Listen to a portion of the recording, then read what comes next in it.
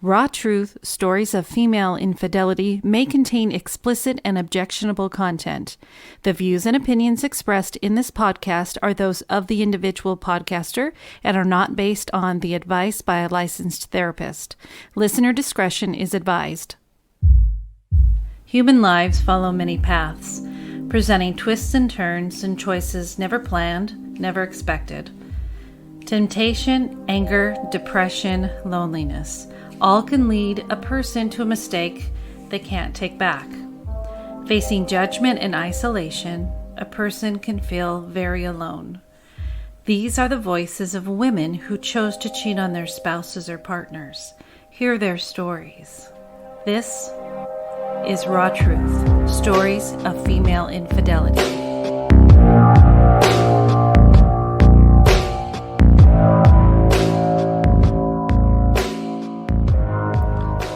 Welcome, everyone. This is Rebecca, and this is Raw Truth, Stories of Female Infidelity, Midweek Ponder. This is just a short midweek episode just to kind of talk a little bit about infidelity and what it means to people. What are their thoughts, opinions, and views? And last week on our very first episode of Midweek Ponder, we had a great email that had come in from a gentleman, and he was in support of female infidelity, and he was able to explain what had happened to him and why he is a supporter of it. So if you have not had a chance to listen to that, I suggest you do. I found it very interesting. Today, we're actually going to talk about being addicted to cheating. And I think I even might have slightly discussed this on my own personal episodes, that it, for me, did become kind of a form of an addiction. It was like I needed to find that excitement, that high of the chase. And it was just, once you got over that hump, no pun intended, you had to kind of find somebody else so that you were constantly living in that euphoria of newness, like I said, excitement and all of that. So, here we are on our little midweek ponder and, just talking about infidelity in general. So I found this article, and it's on the recovery.org website. It's from the American Addiction Center's resource.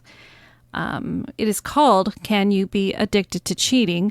It was written by Lauren Villa, MPH, and it was reviewed by Scott Thomas, MD, last updated November 21st of 2019.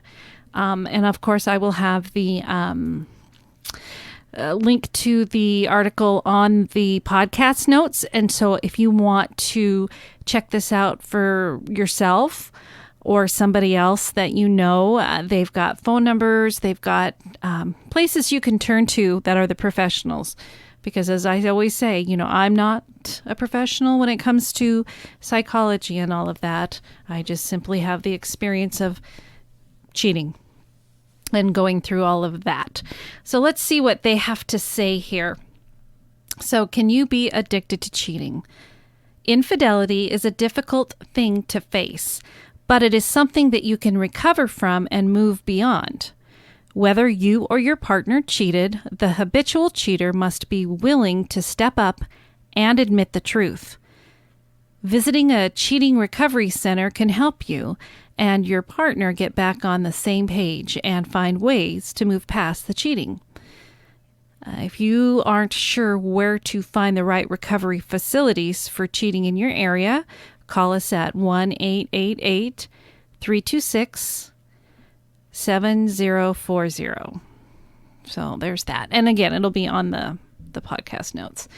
So here are some signs of compulsive cheating. Many men and women go years without knowing that their partner or significant others have cheated until they see the affair firsthand.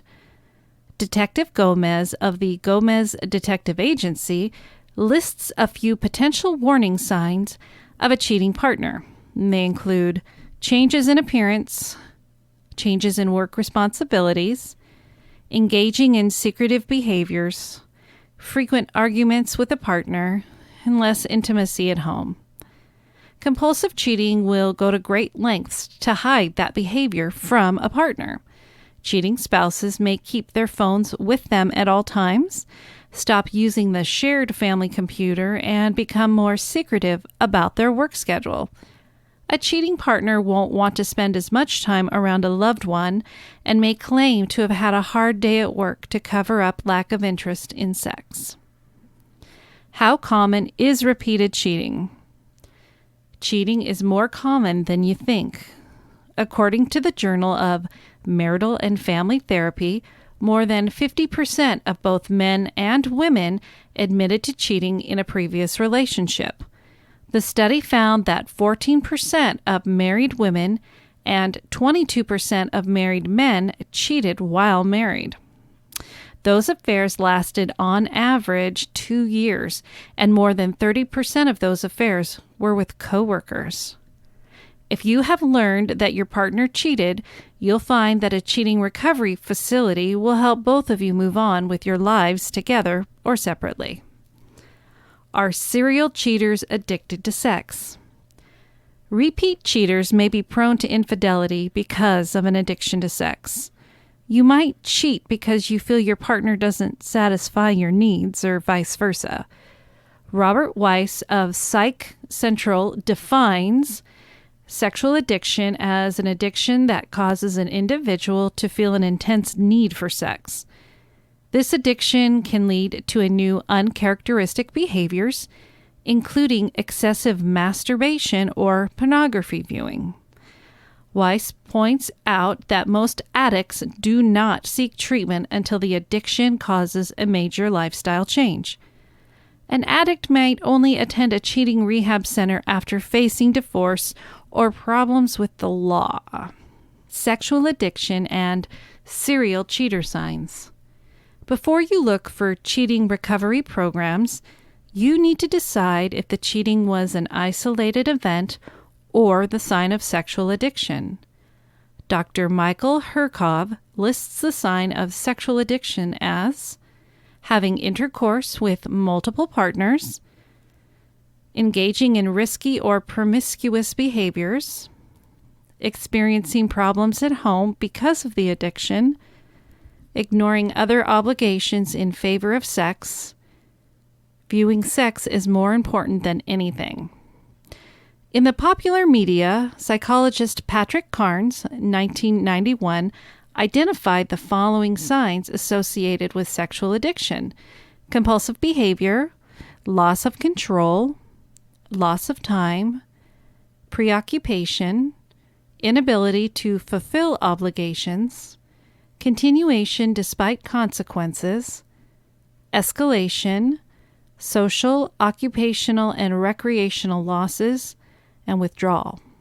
Kafka, 2010, proposed diagnostic criteria for hypersexual disorder, which incorporates a number of the criteria for sexual addiction. Among the criteria relevant to sexual addiction are the following: excessive time consumed planning for and engaging in sexual behavior, repetitively engaging in sexual fantasies, urges, and behaviors in response to stressful life events, repeated but unsuccessful efforts to control or significantly reduce these fantasies, urges, or behaviors, repetitively engaging in sexual behaviors while disregarding the risk for physical or emotional harm to self or others. Compulsive cheating treatment. Studies of persons struggling with sexual addiction reveal a number of co-occurring disorders for which the addicted individual needs to be screened prior to treatment. Co-occurring drug addictions, risk-taking behaviors, and psychiatric problems such as depression and anxiety may be part of the diagnosis. Rosenberg et al., 2014. Professionals in integrated treatment programs are no strangers to treating these disorders. Treatment for sexual addiction follows a pattern similar for treatment of other addictions. Generally, psychotherapy, substance, and behavioral counseling in group and individual formats will be a part of the process recovery. Couples counseling, if and when deemed appropriate, will be integrated into the recovery program as well. Rosenberg. Treatment of other addictions, insight-oriented therapy to identify deeper causes, and family therapy to resolve conflict are all an integral part of sexual addiction treatment program. 12-step peer support groups based on the Alcoholics Anonymous AA model offer the support and spiritual component which some folks consider to be necessary for an awakening to freedom, hope, make amends, and sustained recovery. They include Sex Anonymous, SA, Sex Addicts Anonymous, Sex and Love Addicts Anonymous. Medical treatments for sexual addiction can be very helpful in reducing sexual urges or compulsions, stabilizing mood, and reducing impulses to engage in behavior which has potentially devastating emotional effect on self and others. For example, continued cheating and infidelity. These medications include mood stabilizers such as valproic acid, and in parentheses it says Depakote. I'm hoping I'm saying that right, probably not. And antidepressants which can reduce desire and arousal. Rosenberg. Depending on the cheating treatment facility, the counselor might recommend that you abstain from sexual activity for a few months. This gives you a chance to recover from the thoughts and feelings associated with sex addiction, and it allows you to work on your relationship. Dealing with a serial cheater. When one partner cheats, the other person often feels alone and a little hopeless. But you need to keep in mind that it isn't your fault. Your partner might stray because of insecurities. Cheating treatment facilities offer counseling sessions that can help you take steps towards your new life. As you meet your counselor, you can decide if you want to salvage your relationship and move forward together, take a short break from your addictive partner, or let go completely in order to find healing in your life.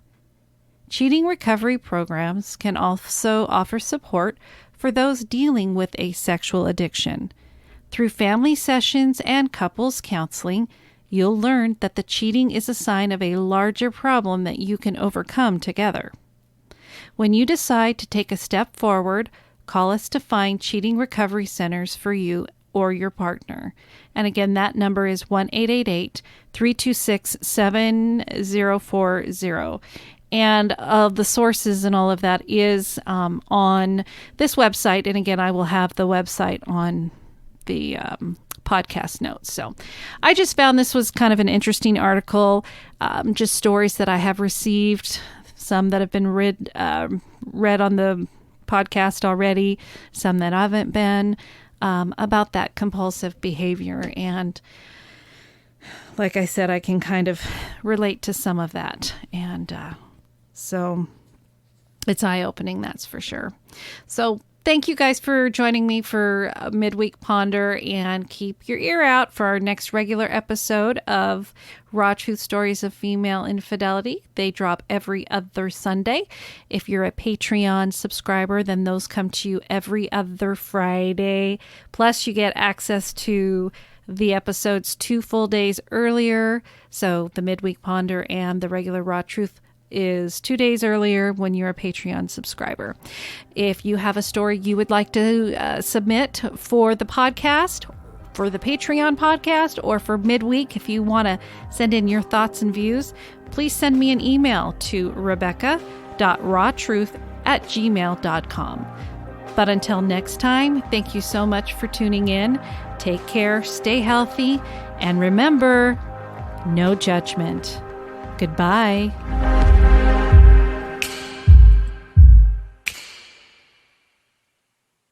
When one partner cheats, the other part, frickin' frack.